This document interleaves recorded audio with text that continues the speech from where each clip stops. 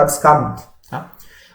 Hoje, então, vai ser uma aula bem rápida, que aí depois a gente discute a questão dos trabalhos. Eu já comecei a gravar, a aula vai estar disponível no Canvas, 14 dias, e no YouTube até o final do semestre. Então, vamos lá. Basicamente, nas últimas aulas, a gente viu a questão das curvas paramétricas. E quando a gente estava discutindo a questão das curvas paramétricas, a gente até também discutiu a questão das superfícies paramétricas, que seriam basicamente uma expansão de todas aquelas representações de curvas usando equações paramétricas de terceiro grau para um espaço tridimensional, que era justamente para a gente representar as nossas superfícies no espaço tridimensional usando a mesma ideia de curvas paramétricas. E aí, beleza, a gente fez esse tipo de representação e tal, a gente não chegou a falar muito, mas aqui agora a gente já está passando para o mundo tridimensional. Então eu vou fazer um passo para trás, e aí eu vou discutir primeiro quais que são as ideias ali por trás das superfícies paramétricas, que são boas, quais são as vantagens e desvantagens, e isso vai motivar justamente o nosso próximo conteúdo, que é de superfícies implícitas, tá bom?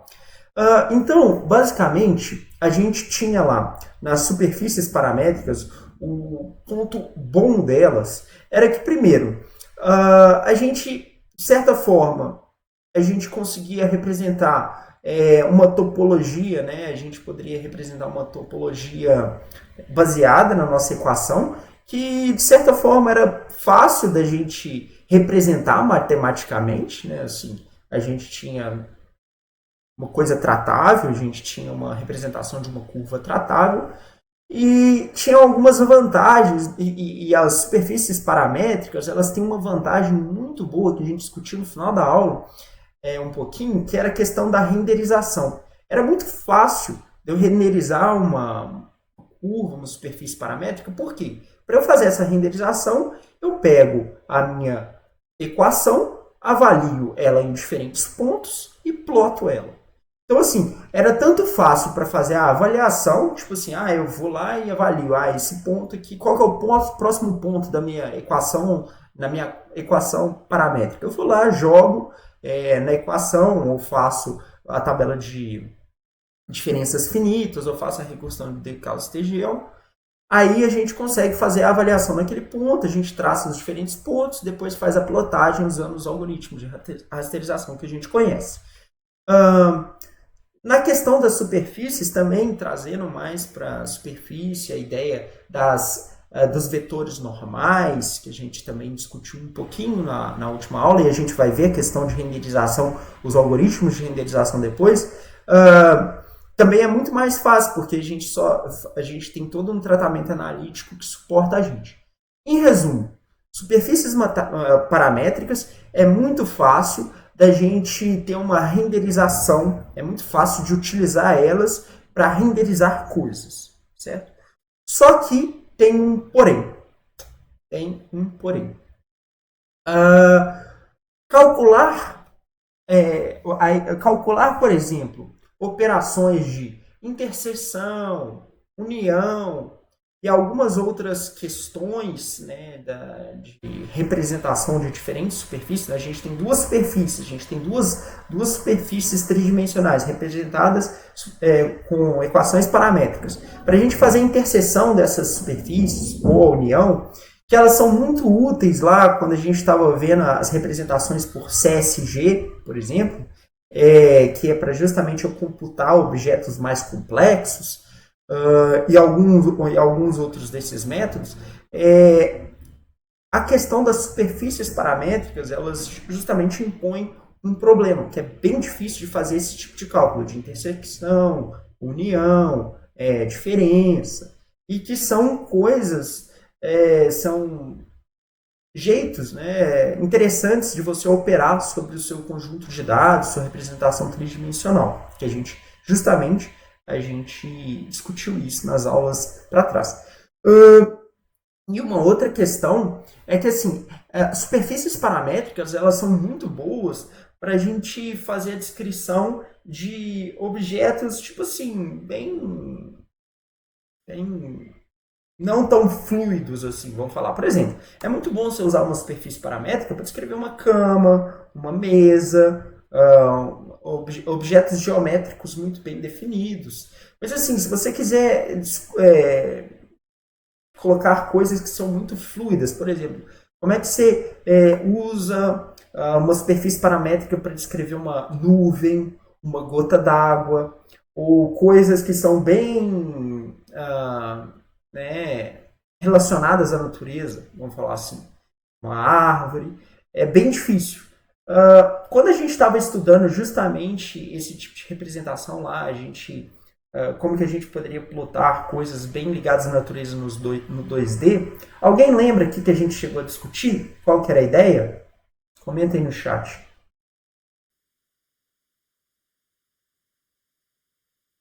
Como que a gente conseguia rasterizar, né, e plotar coisas, representar coisas que eram mais objetos, né, bidimensionais, mais parecidos com a natureza.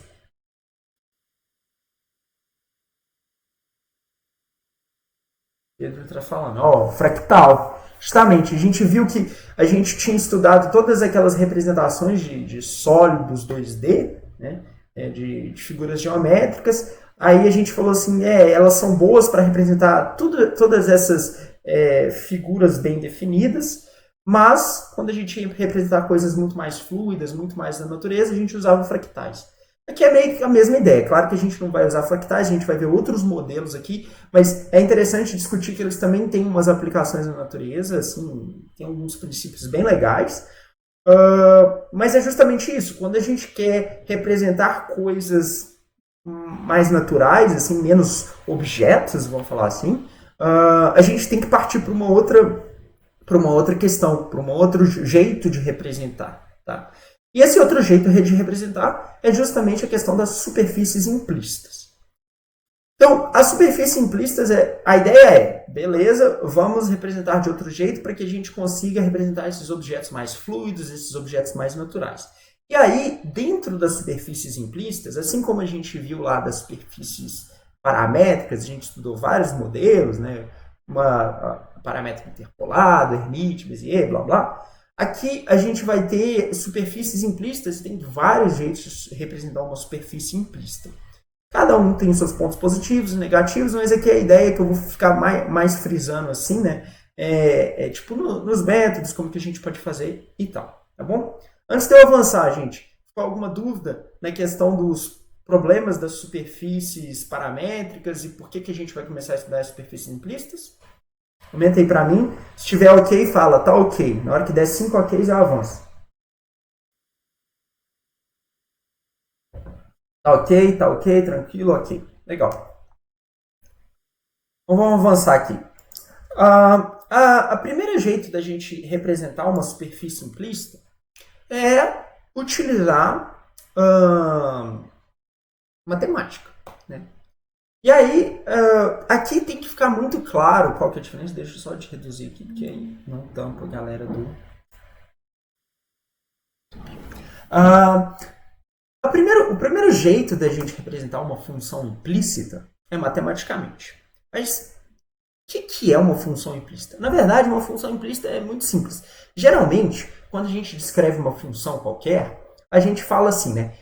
Por exemplo, uma função de segundo grau, a gente tem f de x é igual, né, a y. E aí você tem f de x é igual a y e você tem toda a equação daquele y ali, por exemplo, ax mais b, equação da reta. Né? Isso é quando você escreve a função de forma explícita, porque nesse caso o y está dependendo do x. Mas se você isola todos os termos da sua equação, isola igual a zero, você está escrevendo a mesma equação, mas só que no que a gente fala que não é da forma explícita, mas é da forma implícita. Por exemplo, aqui a gente tem a nossa equação da nossa elipse, tá bom? A nossa equação da nossa elipse no espaço tridimensional, certo? Onde a gente tem justamente, né, o x, o y e o z, Isso tudo seria igual à constante 1, certo? Isso é a equação da elipse. Se a gente iguala tudo a zero, a gente tem justamente a função implícita da elipse. E a função implícita da elipse é essa daí, ó, x, rx, não sei o que e tal. Repare que aqui não tem parâmetros, a gente tem todos os termos ali, a gente tem o x, o y e o z, porque a gente não tem uma dependência dessas três variáveis de um parâmetro em comum, que é o que a gente tinha lá. Tá? E quando a gente tem esse tipo de função implícita, a gente pode usar essa função para justamente descrever uma elipse, certo?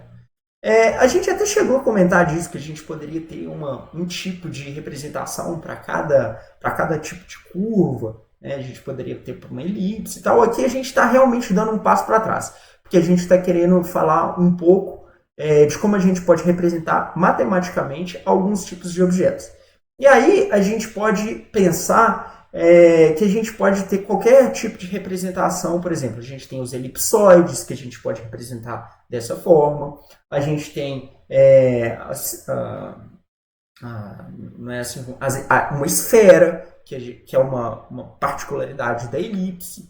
A gente pode imaginar um hiperboloide. Essas são todas representações que a gente pode falar que são das quadráticas, porque a gente tem todas aquelas funções quadráticas que a gente justamente pode usar para representar implicitamente um tipo de superfície. Então, aqui no caso, a gente está usando a superfície implícita, né, para dar um exemplo, que é a superfície implícita de uma esfera. Repare que apenas com essa equação eu consigo, não uma esfera, um elipsoide, apenas com essa equação eu consigo descrever um elipsoide. Tá? Mas a gente tem uma limitação. É óbvio que a gente só consegue representar um elipsoide com essa equação, certo? Só que assim, a gente pode ter, né, os exemplos comuns. Elipsoide, esfera, torus sabe o donuts, sabe? O donuts, quando você tem tipo um disco que é furado no meio. Você tem justamente uma torus. Você pode ter um paraboloide, um hiperboloide, todos eles usados para representar, né, funções, que são funções nossas quadráticas, que são bem normais, né? E que você pode expressar genericamente essa equação gigante, né? Ax ao quadrado mais by ao quadrado mais cz ao quadrado. Isso aí é a função genérica de uma quadrática, uma quádrica, né? Escrita por uma função implícita, tá bom? E aí, uma coisa que é interessante é que apenas com essas funções implícitas a gente poderia construir objetos bastante complexos. Por quê? Diferentemente da nossa representação por superfícies paramétricas, as nossas superfícies implícitas, a gente pode fazer operações de união, intersecção, diferença. Por quê? A união, a diferença de duas superfícies implícitas nada mais é do que a diferença de duas funções. Enxerga? A união e a intersecção é a mesma coisa. A gente pode construir através de operadores matemáticos. Aqui, por exemplo, a gente tem duas figuras descritas, né, somente através de superfícies algébricas simples, que são curvas, superfícies curvicas, né? E a gente fez a composição de várias dessas superfícies usando todas essas operações que a gente tinha visto de CSG. A gente pega uma quádrica, a gente faz operações de intersecção, união e diferença, e a gente pode modelar objetos totalmente curvilíneos. Tá vendo? Então aqui, ó, esse é o tipo de objeto que ele é bem representável, é bem mais fácil de ser representado usando superfícies implícitas.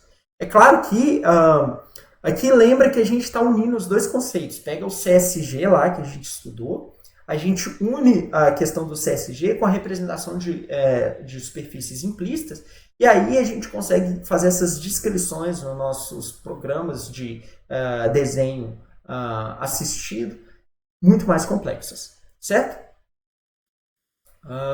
Acho que é isso. Aqui, só para vocês verem, porque as superfícies que a gente estava falando ali são superfícies implícitas representadas algebricamente de grau 2, né? O elipsoide, esfera, hiperboloide, eles são todos de grau 2. Só que a gente pode ter superfícies implícitas de grau 3, 4, 5. O que quer dizer isso? São superfícies implícitas que nada mais são do que funções de um grau mais elevado. Então, elas são funções implícitas de grau mais elevado. Por exemplo, se a gente pode usar uma função implícita de terceiro grau, que é cúbica, para representar esse objeto aí, uma quártica, um grau 6. Isso não quer dizer que a função está no espaço, né, de grau 6. Não quer dizer isso. Quer dizer que a gente apenas descreveu o objeto, né, a gente representou o objeto usando uma função de grau 6. Quando a gente fez isso, a gente consegue esse objeto aí que parece, sei lá, um caracol, uma concha de caracol, mas é interessante, porque aí a gente faz um retalho que a gente quer para justamente mostrar aquela parte ali que a gente está achando interessante no objeto. E a gente pode extrapolar isso, porque como é uma função matemática, a gente pode ter um grau absurdo, né? Então aqui a gente estendeu isso para o infinito. E aí a gente tem justamente um objeto aí, ó, de grau bizarro, mas só que a gente pegou um retalho desejado dessa nossa representação só para mostrar aí. É claro que isso foi bem difícil de fazer. Então na prática a gente sempre lida com as superfícies quadráticas implícitas mesmo, para fazer essa composição usando o CSG, tá certo? Beleza, então. Gente, até agora aí, tá ok? Comenta aí para mim se tá ok, sobre questão de superfícies algébricas. Então, Carlos falou que tá ok, o Pedro também. Superfícies implícitas representadas algebricamente. Dúvidas, gente? Só para o Pedro e para o Carlos que tá ok.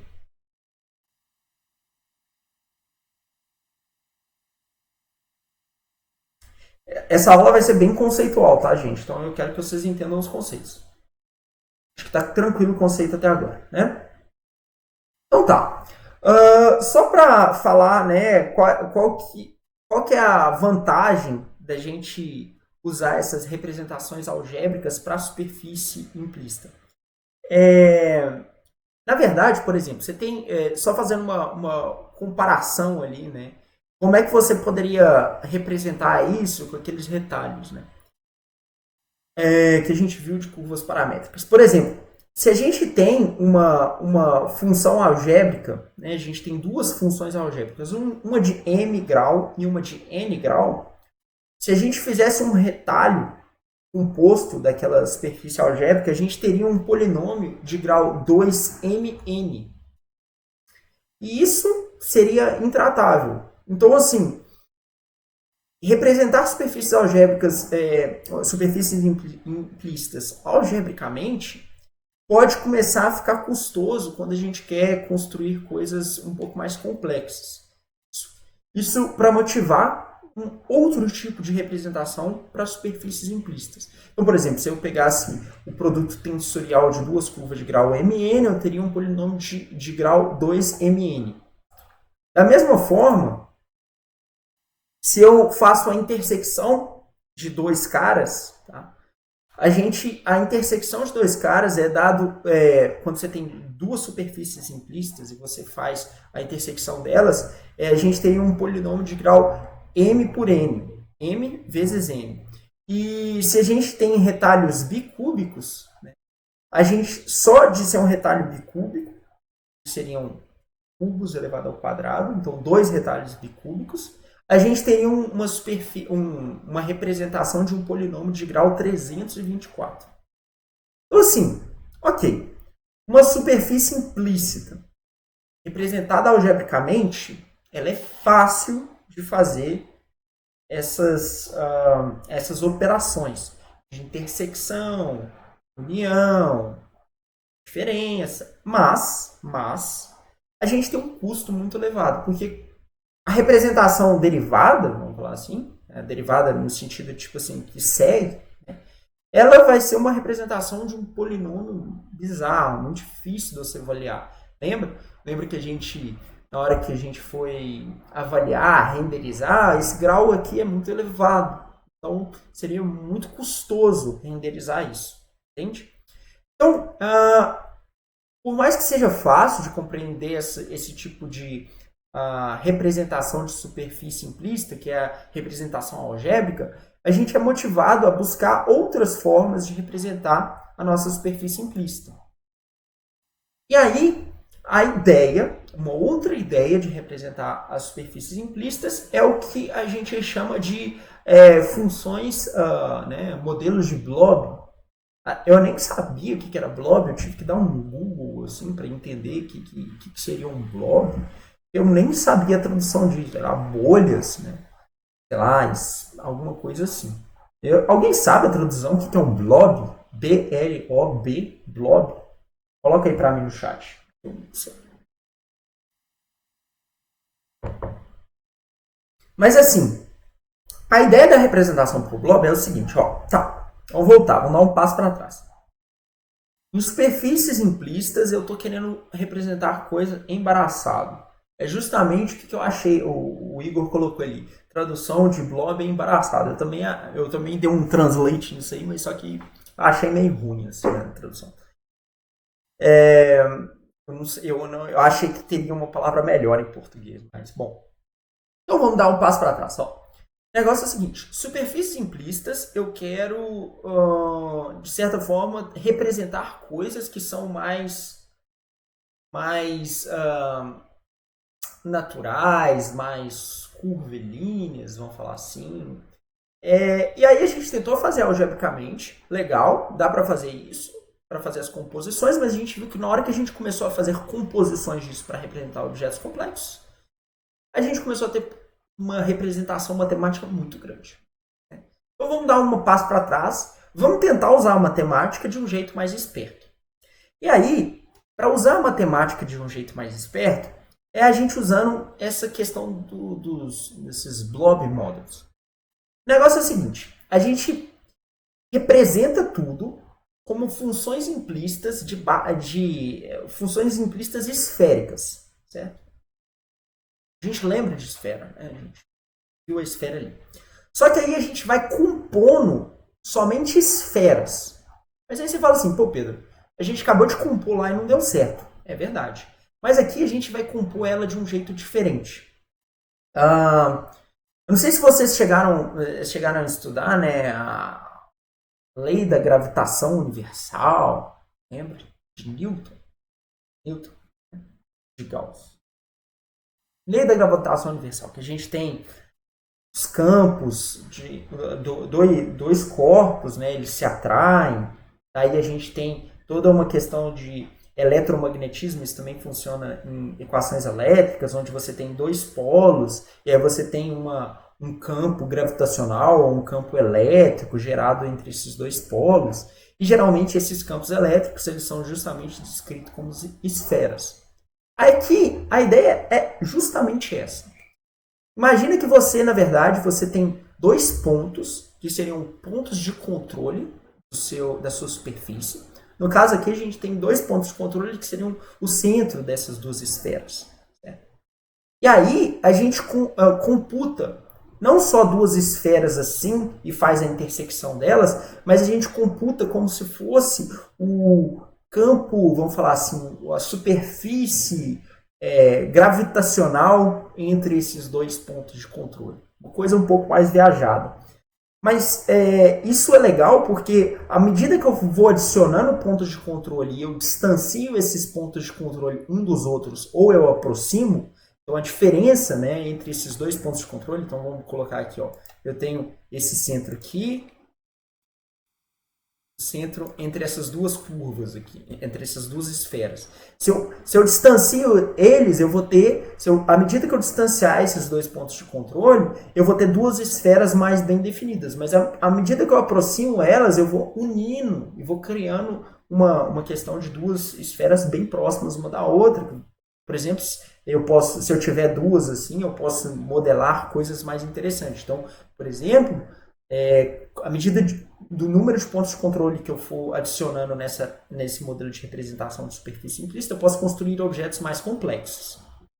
Tá, sai um pouco aqui. Ó. Por exemplo, aqui eu tenho esses dois pontos de controle, que aí eu defini esse, sei lá, esse amendoim. Aí, ó, eu fiz um amendoim com dois pontos de controle.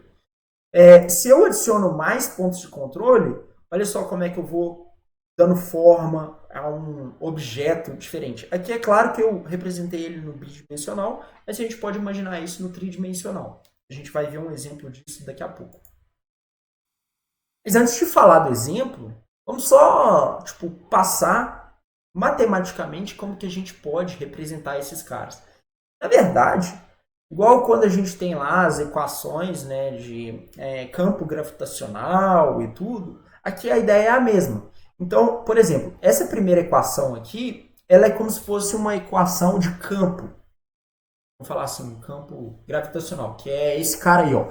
O A vezes E, que é o número E, né? Número de Euler, né? Elevado a menos B vezes R ao quadrado. R seria a distância entre os pontos de controle e tal. E aí o A e o B, nessa equação, eles são parâmetros fixos que você pode ajustar, né, justamente para dar a forma que você quer no seu campo, vamos falar, gravitacional ao entorno daquele ponto de controle. Aí, nessa primeira representação, existe um problema, porque cada um dos pontos nossos de controle, eles têm influência em todos os demais. Então, isso pode gerar algumas distorções na nossa representação que a gente não quer. Aí, uma segunda representação que eles utilizam na prática, tá? Gente, essas equações aqui é mais para vocês entenderem os conceitos, vai pegando as notas aí, tá bom? Não é para vocês entenderem, visualizarem não, porque isso aí é, equações bem difíceis, assim, sabe? Então, a primeira equação, você tem, vamos falar assim, uma representação gravitacional bem cruzona, só que a gente tem essa influência de um ponto em todos os demais, e ela pode gerar algumas distorções na representação que a gente não quer.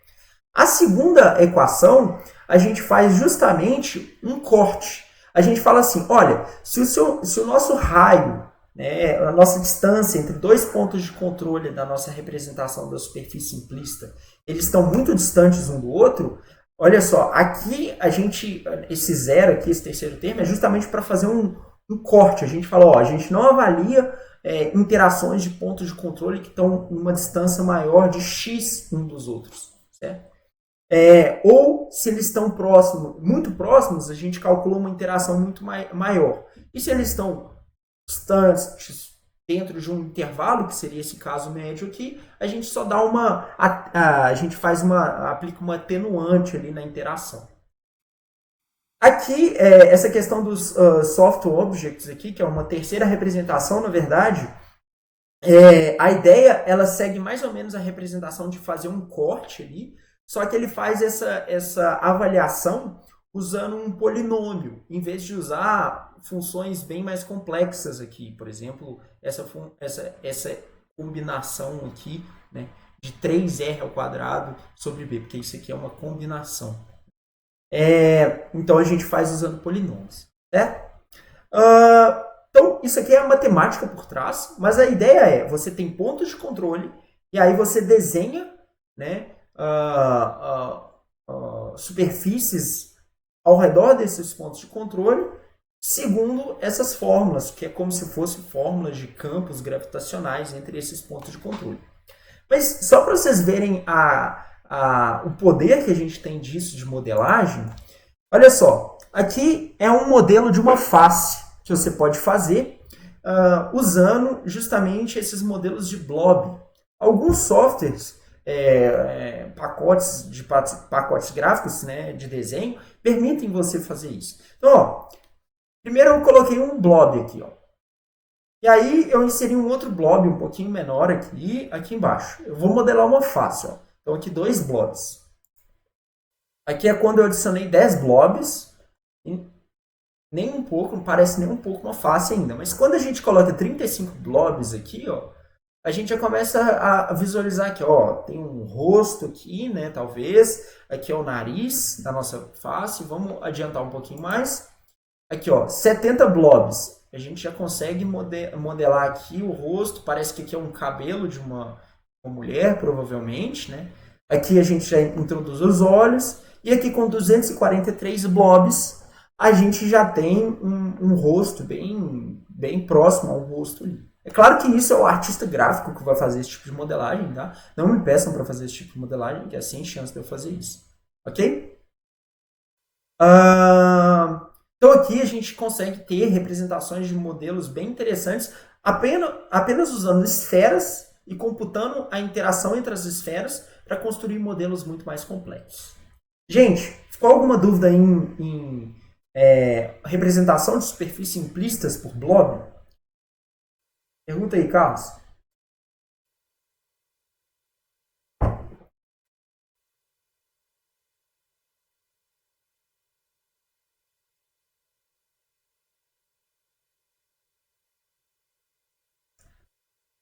Tá.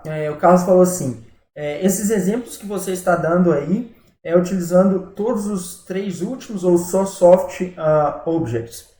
Na verdade, é usando o segundo método lá, que é o Meatballs.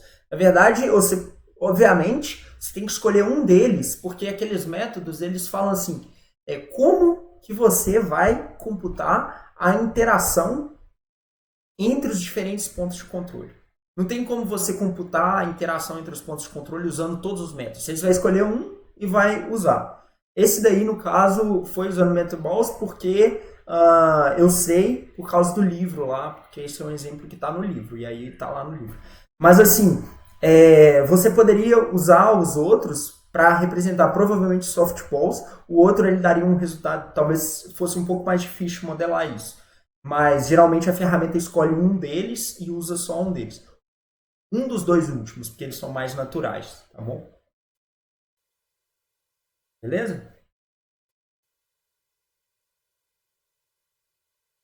Legal. Então, assim, então a gente usou justamente a interação entre esses pontos de controle e esses campos gravitacionais para implementar esse tipo de... para modelar esse tipo de face, né? Então, essa é uma representação interessante. Então, aqui vamos olhar um outro aqui de uma cabeça. Peraí. Aqui a gente tem uma cabeça modelada com 20 pontos aqui, 20 blobs, né? Que a gente já tem uma nariz, que a gente passa para 60, que a gente já começa a adicionar 451, a gente já começa que talvez é uma cabeça de um senhor, certo? Então ele é um método bastante interessante.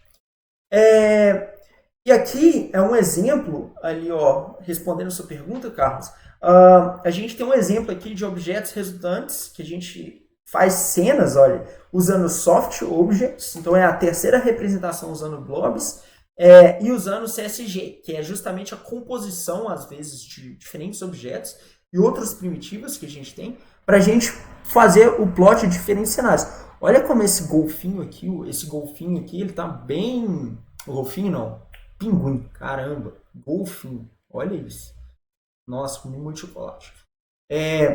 Justamente aqui a gente tem uma representação de um golfinho, eu ia falar golfinho não, um pinguim bem realista, tá certo? Que a gente tem de uma penteadeira com uma máquina aqui em cima, e isso tudo usando esse tal de Soft Objects, o CSG, e usando outras primitivas. Provavelmente essas outras primitivas aqui, elas são essas primitivas para traçar essas coisas mais, esses materiais mais quadrados aqui, né? Tipo, por exemplo, a penteadeira, tá certo? Legal. E aí a gente pode começar a usar essa ideia, a gente pode expandir essa ideia para representar coisas ainda mais interessantes. Quando a gente faz a composição de vários métodos de superfície implícita, a gente começa a falar numa questão que chama superfícies de convolução.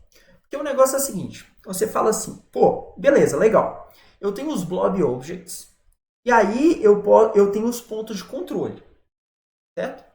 Se eu tenho esses pontos de controle, eu traço uma superfície gravitacional ao redor desses pontos de controle, eu posso fazer algumas coisas interessantes. Porque, por exemplo, se eu pego e faço uma reta de pontos de controle, e aí eu traço a superfície, vamos falar assim, gravitacional ao redor daquela linha, vou ter um cilindro.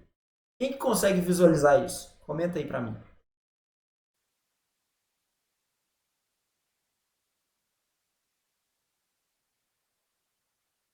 Quem que consegue visualizar? Ó, eu tenho aqui uma. Tenho aqui uma. Opa! Aqui eu tenho. Vamos dizer que isso aqui é uma reta, certo? Na hora que eu traço essa reta aqui de pontos de controle, imagina que são tantos pontos de controle. Aí, aqui eu vou desenhar, eu vou ter justamente, de fora a fora aqui na minha reta, eu vou ter um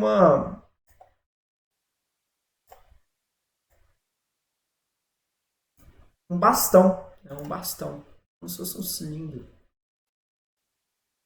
Porque aquilo ali seria o campo gravitacional ao redor da minha. Não é um cilindro porque as extremidades seriam abauladas, né? Teriam um formato esférico. Mas a gente, por isso que eu falei um bastão. Mas a gente teria uma representação como essa. E aí, a gente pode levar isso ao extremo e, por exemplo, colocar diversos pontos de controle para criar estruturas bastante complexas. E aí, quando a gente está fazendo isso, a gente está falando de um método, que é como se fosse uma composição, que é justamente o que a gente chama de superfícies de convolução. Aqui no caso, olha só, a gente especificou como que a gente pode montar uma mão fazendo a composição de vários, vamos falar assim, superfícies de controle, né? Pontos de controle.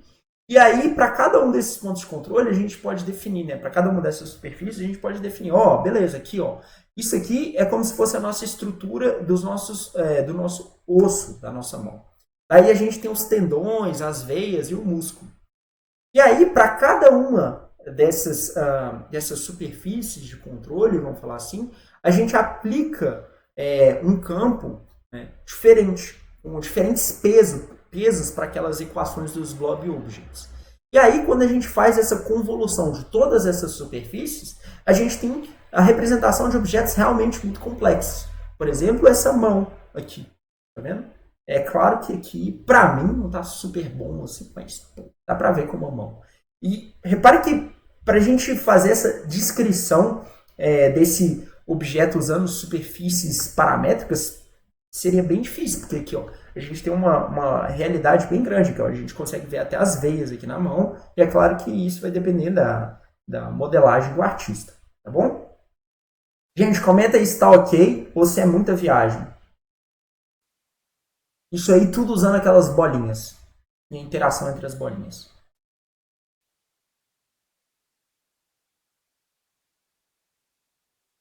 Muita gente está digitando. Acho que todo mundo vai falar. Isso aí é a maior viagem do século.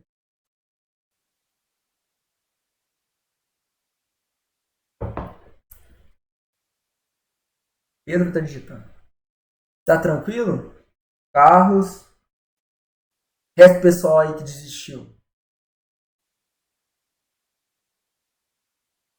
Ok?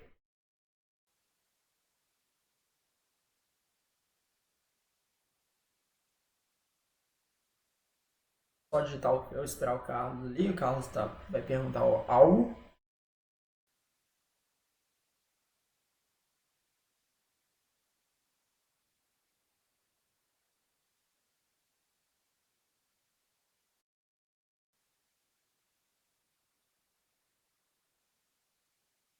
O Carlos perguntou assim, tipo, você falou que está utilizando vários pontos de controle. Aí a definição um vai ter um valor maior é feito naquelas equações. É justamente isso, você mexe naqueles parâmetros. Só que aí, quando a gente está fazendo a composição de várias dessas superfícies, a gente começa a falar de um método que a gente fala que são superfícies de convolução. Porque a gente vai ter uma superfície para falar por exemplo, dos ossos, uma superfície dos tendões, uma superfície da veia, músculo e tal. tá vendo? E para cada uma dessas superfícies a gente usou aquele modelo de blobs. E aí quando a gente vai fazer a composição dessas superfícies, a gente usa um método de convolução de superfícies.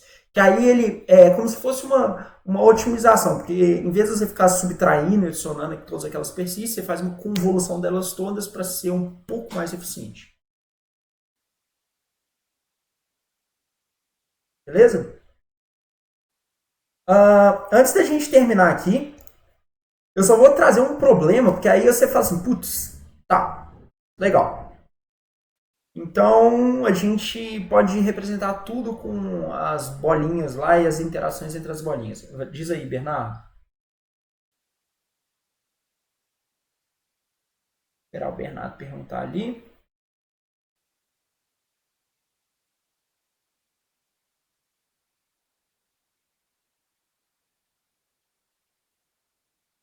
Posso usar um método diferente para cada superfície na sua cena? Pode.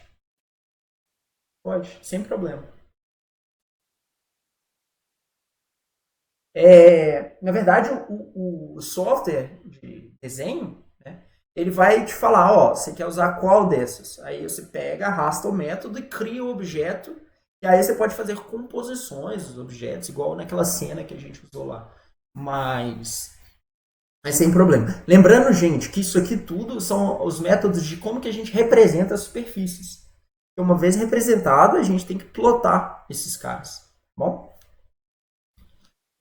Mas assim, é claro que a gente viu assim, poxa, às vezes a gente fica empolgado, pô, caramba, muito legal, dá pra fazer quase que muita coisa assim, baseado, né, É muito fácil, por exemplo, de imaginar uma nuvem. Qualquer um conseguiria fazer uma nuvem apenas com essas ideias de blobs, porque a nuvem é um exemplo muito nítido, assim, é uma árvore, né? Só que assim, só para vocês verem como ele é um método muito ruim para representar superfícies que têm um caráter bem não tão curvilíneo assim, mas um caráter bem reto, tá? A gente tem um problema que é o problema da protuberância, ou bulge em inglês, que é justamente quando você quer representar duas curvas. Olha só, duas retas, ó. Vamos imaginar que eu tenho uma reta de pontos de controle aqui e outra aqui. Quando eu aplico essa interação, olha só, aqui eu tenho um problema na junção, porque eu posso ter algumas protuberâncias na junção. Ó. Aqui, ó, eu não estou aqui preenchido, eu não tenho um V que eu gostaria, por exemplo. Esse exemplo, o problema da protuberância, ele fica mais crítico ainda quando você tem duas linhas de pontos de controle que você tem aproximadas, certo? E aqui a gente dá para ver, ó, que a gente esperaria que a gente gerasse aquele bastão, igual eu falei lá para vocês, mas quando a gente tem isso, a gente tem esse problema aí, porque na junção a gente tem a soma desses dois campos gravitacionais e a gente tem essa bolinha aí. Ou sim, dependendo, isso pode ser um inconveniente para a nossa representação. Então, por exemplo, para essa representação aí, se a gente estivesse realmente querendo representar um cilindro, talvez fosse melhor fazer uma superfície paramétrica ou usar uma representação algébrica, certo? Representação algébrica de uma superfície implícita seria, na minha visão, mais interessante, porque a gente tem um cilindro, ele é uma forma matemática muito bem definida. Então ficaria mais legal, tá certo? Então, com a questão dos blobs aí, como que você faz a composição e a convolução das superfícies implícitas, ela justamente pode ter uns problemas, por exemplo, o problema da protuberância. Tá certo?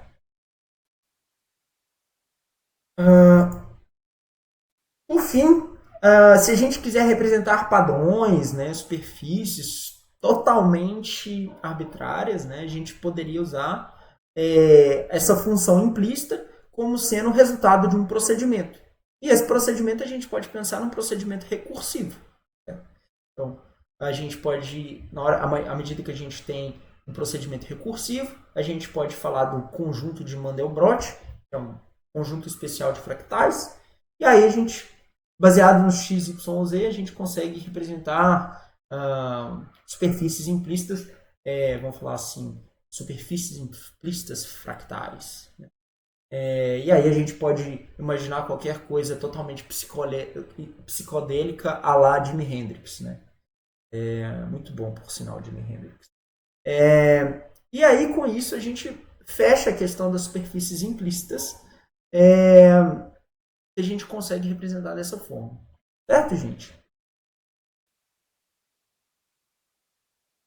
Comenta aí para mim. Ok.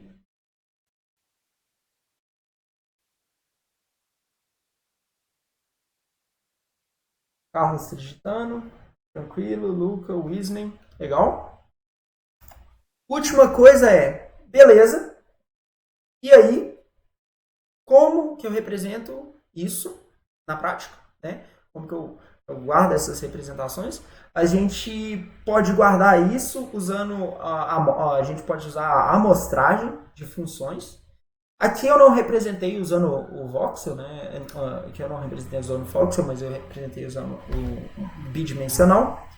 Mas a gente pode justamente armazenar funções implícitas usando voxel. Por exemplo, aqui no bidimensional, para cada um desses pontos, a gente amostrou os pontos, a gente grava os pontos, tá certo? Aqui são os pontos negativos, e aqui são os pontos negativos, e aqui são os pontos positivos. Se a gente tem uma estrutura voxel tridimensional, a gente teria pontos no tridimensional. Então, três eixos, né? E aí aqui, a gente justamente tem uma curva implícita, ou a gente poderia pensar numa superfície implícita, que ela justamente passa a divisão entre os pontos positivos e os pontos negativos. E aí a gente tem uma representação, vamos falar assim, mais numérica disso. Como que a gente consegue armazenar isso? Um exemplo seria usando um grid regular em voxel. Tá certo? Gente, vou parar a gravação aqui. Ficou claro aí para todo mundo essa questão de superfícies implícitas,